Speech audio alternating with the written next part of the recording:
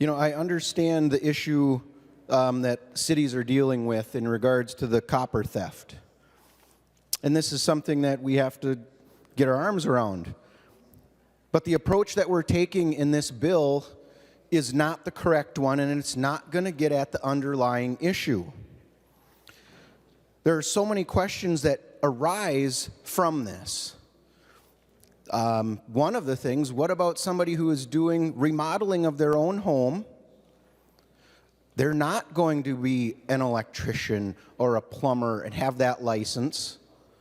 And they could be removing old copper pipe to redo their plumbing, now over to PEX.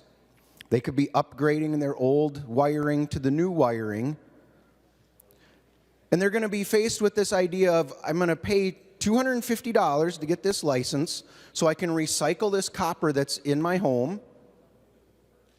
And they'll be lucky if what they get back is that $250.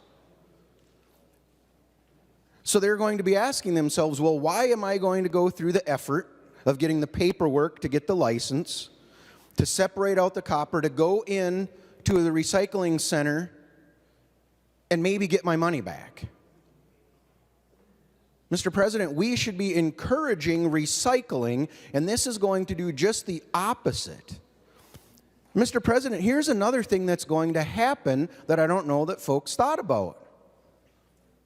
As a licensed electrician, now I will probably have people coming up to me saying, I've got this copper, but I can't take it in. I don't want to buy the license for $250. Will you take it in for me? I'll give you a cut.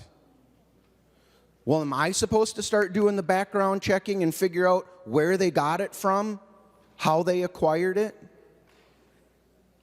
Another thing on construction sites that's very common is things end up in the dumpster.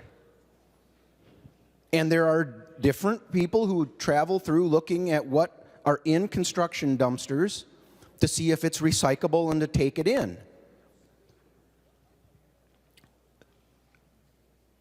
Are those folks going to be able to afford getting these licenses? I know a number of folks up in my area, whether it's, they make their living out of going to people's places, cleaning up all their junk that they have around, and taking that in for recycling, whether it's steel or what have you.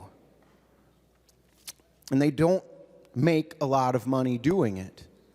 And doing these extra fees and requiring extra paperwork is going to be a burden on them. So I understand, Mr. President, the issue that we're facing within the cities, but I just don't believe that what's in this bill is the correct way to go about fixing the problem. So I would suggest a green vote on the amendment, and let's get back to work to think about what is a proper way to stop people from stealing, not a way to stop recyclers from bringing in material that we absolutely need recycled in today's economy.